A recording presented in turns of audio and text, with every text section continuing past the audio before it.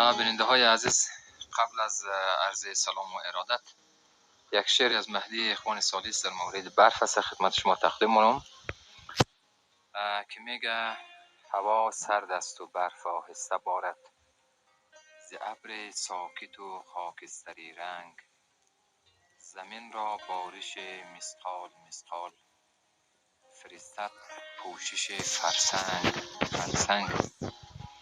سرود کلبه بیروزن شب، سرود برف و باران است امشب، ولی از زوزه های باد پیداست که شب مهمان طوفان است امشب. دوان بر پرده های برف ها باد، روان بر بال های باد باران، درونی کلبه بیروزن شب، شبی طوفانی سرد زمستان.